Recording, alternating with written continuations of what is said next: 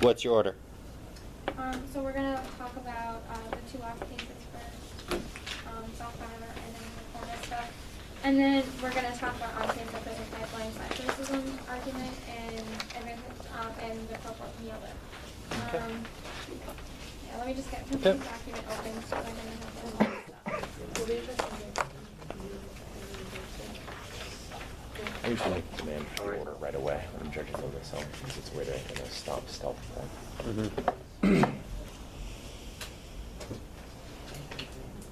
At least I hope it is. How many years have they been running the soft power argument? How many years have they been running this cultural soft power argument? A long time. Newman. Newman's every year. I knew you needed this. Okay. Which is nice. How much work do they have? They have 420 left.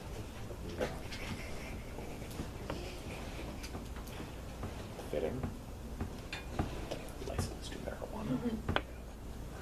Okay. Start? Yep. So first off, just the soft power argument. We think no link because soft power is not exactly the best thing. It's good to have soft power for diplomatic relations, to protect ourselves from terrorism, or to have a good relationship with other countries in the world because it helps other aspects of globalization that we have.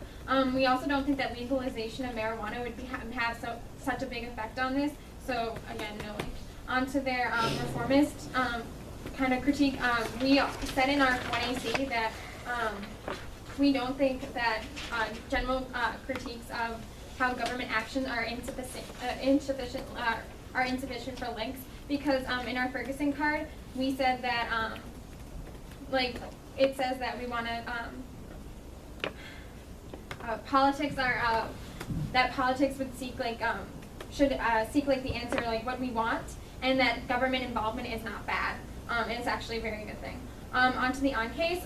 So for on-case, we say that we may not be solving for racism as a whole, but we're starting with the right steps. We have a brick-by-brick kind of mentality, so we must always strive to eliminate racist policies whenever given the chance. Barnett, 07.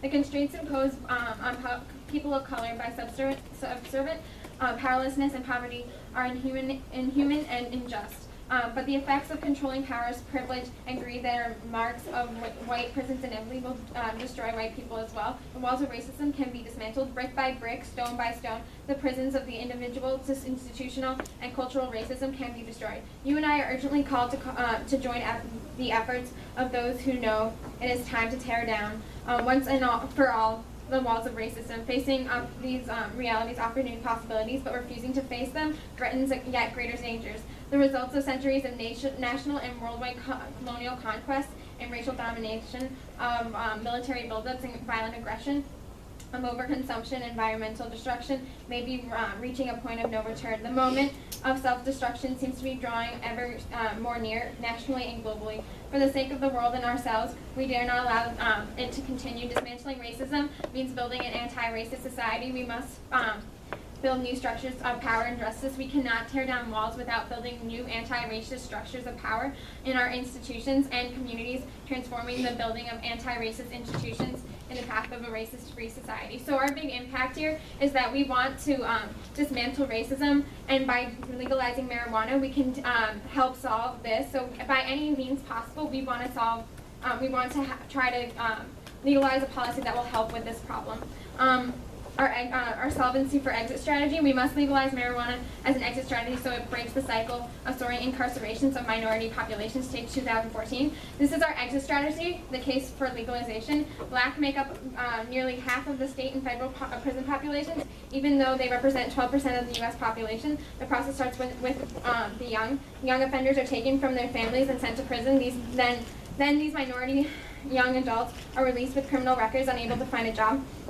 Convictions can carry felony charges, thus some ex-offenders are barred for life forever voting. Increasingly, analysts think that marijuana use at home is not harmful, yet millions are arrested each year for its use. 10 states reduce penalties for marijuana possession, so first-time offenders could receive no jail time. Marijuana use for medicinal purposes is legal in 14 American states. For increasing numbers of Americans, legalization of personal use marijuana is only an alternative to draconic laws drawn up on the war on drugs regime of the past 3 decades. Miller contends that the U.S. federal system of criminal control has left minority citizens less able to challenge unfair sentencing laws, noting that marijuana possession constituted 8 of 10 drug-related arrests in the 90s. Alexander insists that this unprecedented pudeness resulted in prison sentences that, to a degree that in 2 short decades, the number of people incarcerated soared from 300,000 to 2 million. And also, so we're also saying that there's this feeling of revisitism. We're saying that marijuana is like a gateway crime. You have marijuana, you get arrested for possession of marijuana, and then you go to jail, and you have all these restrictions that are taken from you. Let's say you have you have prison. You went to prison and you want to get a bank loan afterwards. People might not get that. You might not get that bank loan or like an educational loan, so you may not be able to go to college and get a better job. Or you might not be able to vote because you have a prison arrest for drug use. And so this feeling of recidivism is going over and over, like keeps the minority populations in this cycle of crime. So by and also marijuana arrests are the key internal link on how police can make contact with blacks and funnel them into hyper incarceration. Arrests for all other crimes are in decline. Taylor, 2004. For blacks throughout the U.S., marijuana is a gateway for granting law enforcement the capacity to greater mass incarceration of African Americans and other groups. Comparing arrest rates for select offenses in the 90s and 80s, 90s and 2008 research shows marijuana possession is an extreme outlier, as arrests declined in almost every other category. Arrests for possession of small quantities of marijuana moved into a positive direction at 127%. Small-scale personal use marijuana possession arrests far exceed property crimes, violent crimes, and all other drug possession and sales. Now on to corporate neoliberalism. We mentioned the inherency in our 1AC that legalization of marijuana is coming, and we're saying that our plan is the best way to solve this. They have offered no alternative to this, like the negatives of corporate control of the marijuana sale, and so under the status quo, capitalism will get worse. They said that we didn't have a provision in our plan that marijuana can only be cultivated by small licensed growers. This was from their climate evidence. We perfectly follow climate suggestions they spoke to. The plan says that only small licensed growers can grow and only small licensed non-commercial entities can sell.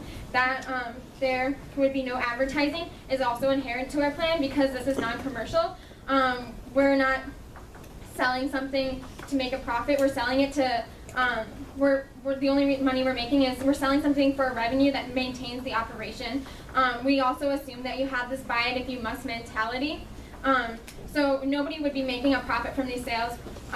So there's no reason to advertise, and also on nonprofits.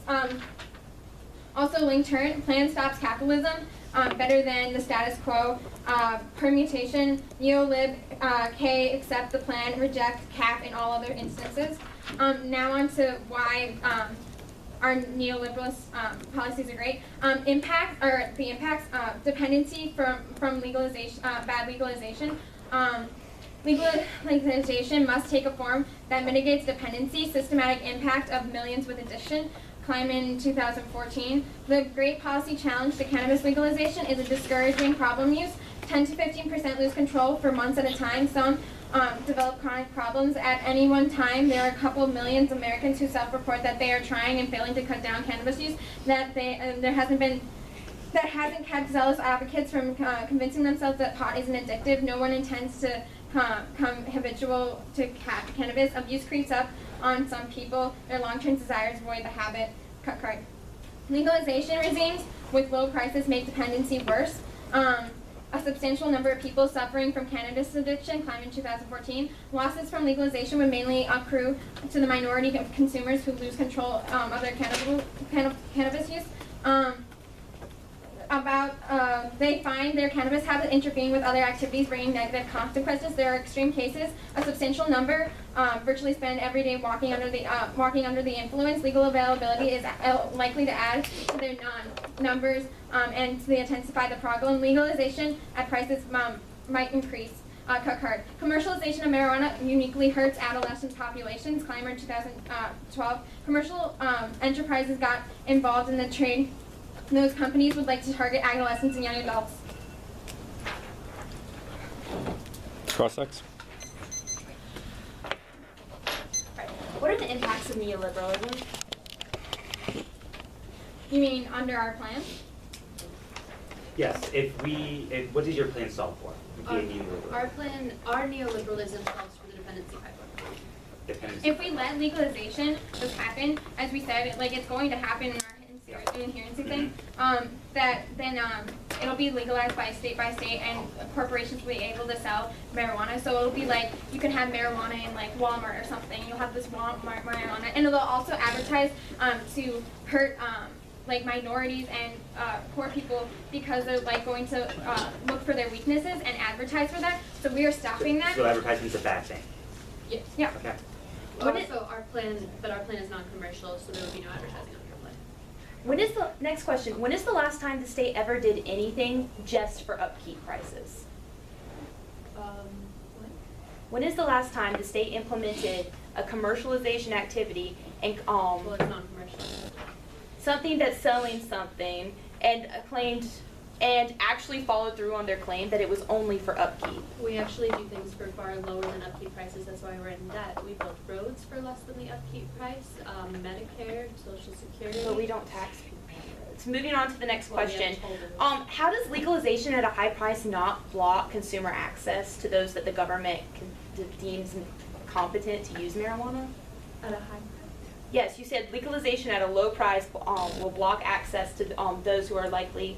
Sorry, it's legalization at a low price will. What are you talking about? Climate 14, legalization at low prices might increase the amount of time spent stoned by 15 billion person hours a year. You seem to be making the claim that your plan will legalize at a high price, a high set price by the government. So we have a price ceiling and a price floor. We have the price ceiling to stop overconsumption and to stop price floor to stop overconsumption and a price ceiling to stop black markets. Right. Okay, can I ask a question? Yes. What makes you think that when you give out these waivers to states, makes you think they're actually going to accept them? You have no card saying that. You should assume like some of the more conservative states, Texas, Idaho, some of these more conservative states that are conservative in traditional beliefs, they might not accept this legalization. So your impact kind of falls for that. So what you just assume that they're going to accept this waiver? Well. So our plan says that each of the 50 United States would implement the baseline regulations. If you accept our plan, each of the 50 states. If you accept, what makes you think they will accept? No, what I'm saying is, if the app was accepted, that is part of our plan. Yes, but what happens when when they don't accept the waiver? You're misunderstanding. Our No. plan isn't offer the waivers to the states. Our plan is the states accept the waivers. So if So you're you forcing the accept- states to accept the waivers. If the judges accept our plan, that's what would happen.